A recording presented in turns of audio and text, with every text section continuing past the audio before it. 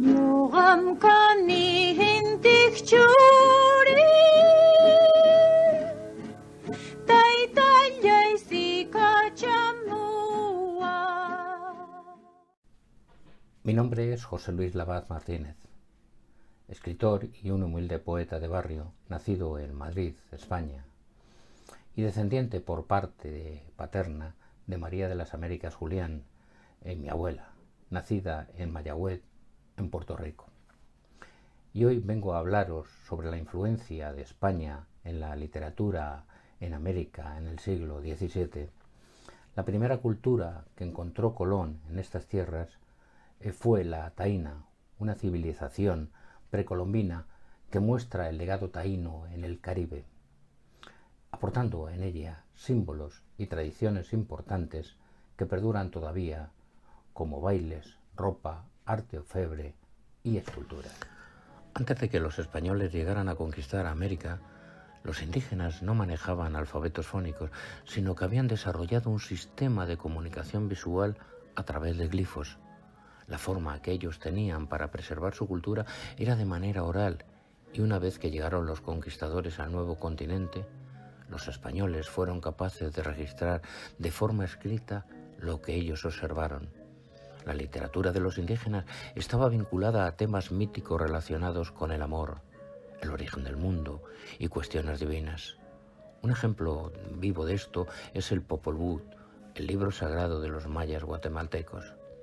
También nos dejaron algunas obras como el Rabinal Hachi de los mayas quichés de Guatemala y Yucatán, danza ritual, obra dramática prehispánica anónima. Es el único testimonio conservado del teatro hispanoamericano precolombino.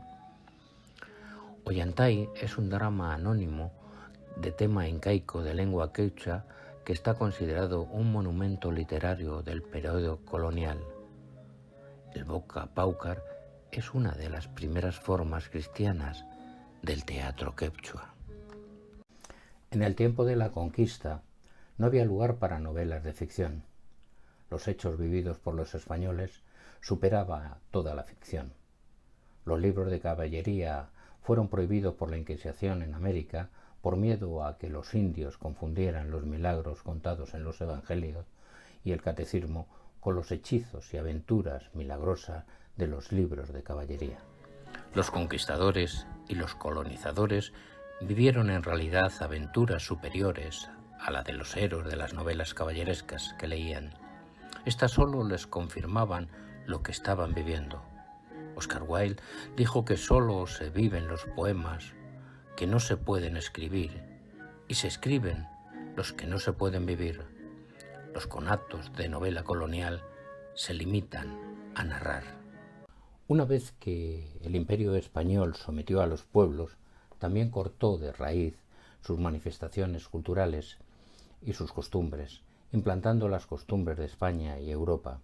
La resistencia cultural de algunos de los antepasados permitió que sobrevivieran muchas manifestaciones y tradiciones precolombinas durante el periodo colonial, pero en el mayor de los casos esas tradiciones se entremezclaban con los rasgos culturales españoles, formando una cultura mixta denominada por la influencia española. Esta etapa fue caracterizada por ser una lucha constante entre la cultura indígena y la española. La educación era tan solo para personas muy pudientes y se veía muy influenciada por la Iglesia, por lo que la literatura se vio altamente limitada. La Iglesia Católica fue la institución más poderosa de la transmisión de valores culturales. Su influencia se denotaba profundamente sobre el mundo artístico e intelectual, ya que controlaba la enseñanza formal y dominaba casi todos los instrumentos de expresión cultural. Desde principios de la colonización, España procuró trasplantar su patrón cultural a las colonias americanas, y fue precisamente a través de la Iglesia que se logró este propósito. Jesuitas y dominicos instituyeron en el Nuevo Mundo escuelas y universidades similares a las que ya existían en España. En esta época, la literatura que prevaleció fue toda aquella relacionada con la conquista del Nuevo Mundo, donde los conquistadores hablaban de sus anécdotas en América. Un ejemplo de esto fue Hernán Cortés con sus cartas de relación, donde describió de forma detallada al rey de España lo que estaba sucediendo con la entrada de los españoles a la Nueva España, así como los ritos y ceremonia de los indígenas. Pero no fue hasta los siglos XVI y XVII en donde el movimiento barroco surge a partir de la colonización y la literatura alcanza uno de sus puntos más álgidos. Con el paso de la conquista, el barroco empezó a tomar lugar en muchas colonias del Nuevo Mundo. Hacía uso de recursos estilísticos y complicaba juegos de palabras. En América Latina, este movimiento se concentró en la literatura, lo que dio pie a una renovación técnica de estilos. La poesía y el teatro llegan en el barroco a las Américas a sus más altas cumbres. Es el siglo en que domina Góngora y Lope de Vega, y su influencia irradia hasta América. Los virreinatos de Perú y México, las colonias, están en paz y florecientes. Las elegancias verbales de Góngora y las riquezas intelectuales de Quevedo encuentran eco en las lujosas cortes de los virreyes y mecenas y hasta en la soledad de los conventos. Hay unidad cultural perfecta entre las dos orillas del imperio. Algunos de sus principales exponentes fueron Sor Juana Inés de la Cruz, nacida en México, una de las más importantes escritoras de la Nueva España, es y será la mayor figura de las letras hispanoamericanas del siglo XVII, admirada por su talento y precocidad. En 1667 ingresó en un convento de las Carmelitas Descalzas de México y permaneció en él 4 meses, al cabo de los cuales lo abandonó por problemas de salud. 2 años más tarde entró en un convento de la Orden de San Jerónimo.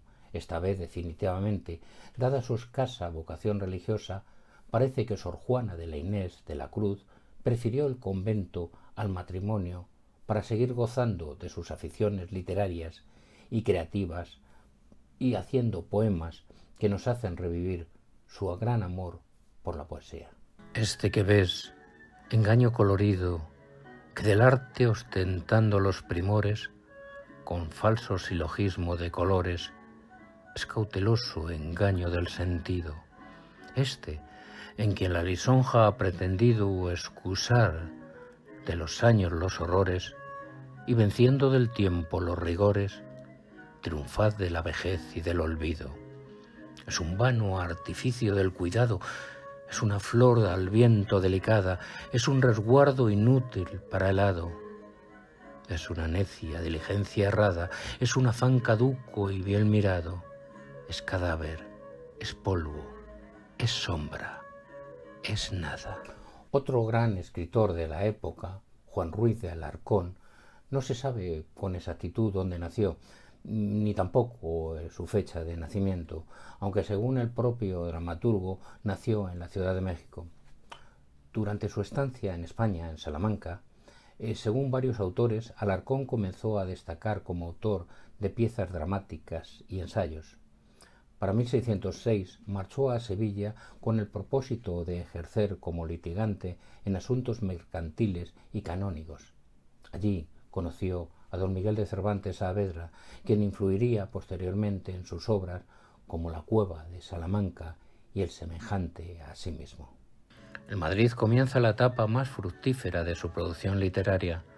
Pronto fue conocido en el círculo literario madrileño, aunque nunca estableció vínculos profundos con ninguno de sus integrantes. Por el contrario, se ganó la enemistad de Lope de Vega, Luis Vélez de Guevara, Luis de Góngora, Francisco de Quevedo y otros. Se conservan muchas redondillas satíricas y alusiones veladas a Alarcón, quien siempre fue ridiculizado por su físico. Era jorobado y por su origen americano.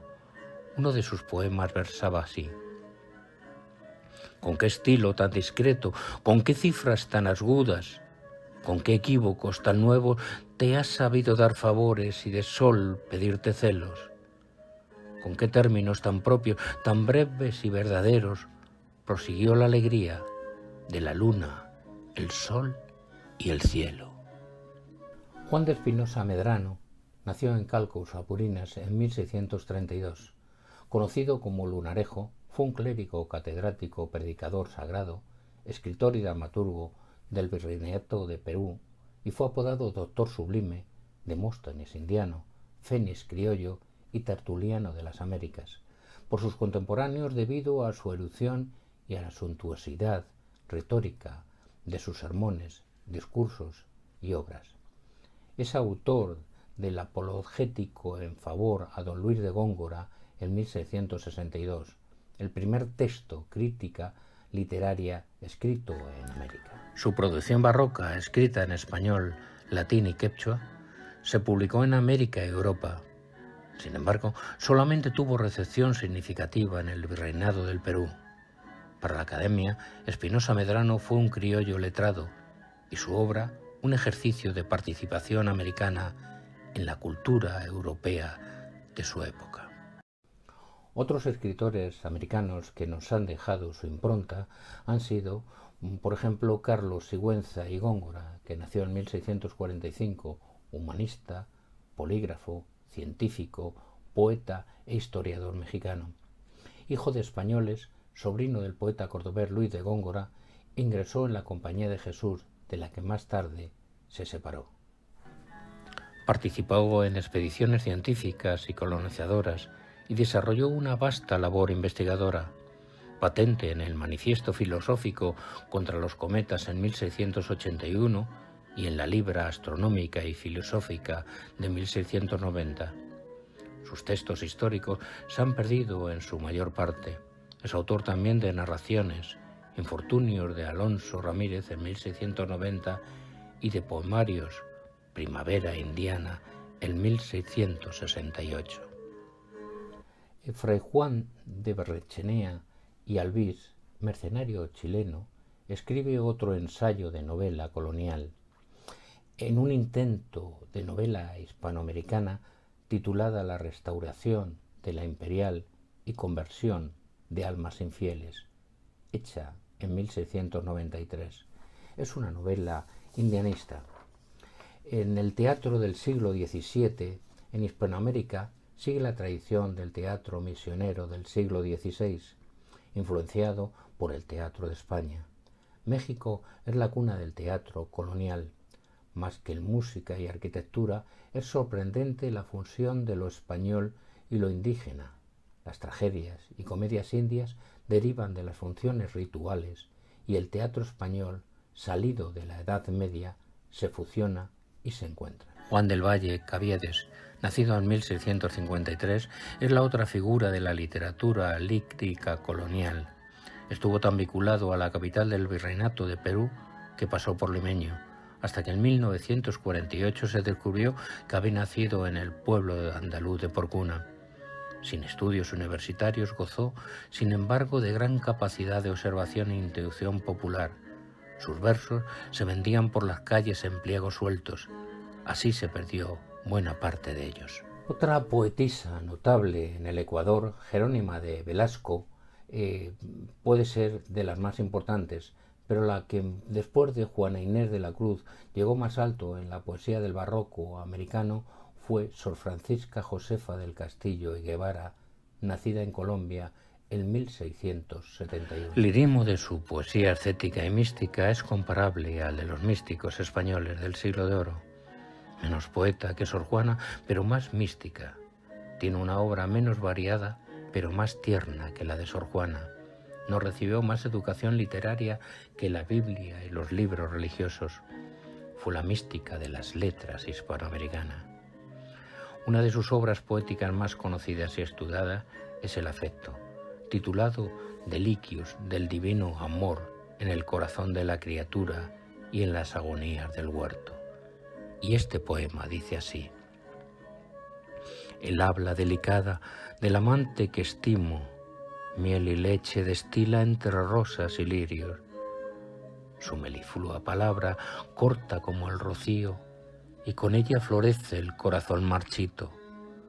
Tan suave se introduce su delicado silbo, que duda el corazón si es el corazón mismo. Y llegando al final de este breve recorrido por la influencia de España en la literatura del siglo XVII en el Nuevo Mundo, y a sabiendas que me dejo en el tintero muchos nombres de grandes literatos de las Américas de todos los tiempos, quiero concluir con este pensamiento que siempre ronda en mi cabeza. ¿Valió la pena tantas muertes y desdichas para colonizar en nombre del rey y de la Iglesia una tierra que era feliz con sus costumbres y su forma de vida? Permitidme en mi corto entender que os diga unas palabras en quechua y perdonad mi pronunciación, pero de esta forma quiero rendir homenaje a todos esos hombres y mujeres que murieron por defender su hogar. Chairaikakun ayintarak yaparispañam matapas rurana. Nunca actúes violentamente. Primero cerciórate, analiza y luego actúa. Tinkunamacana. Hasta que nos encontremos.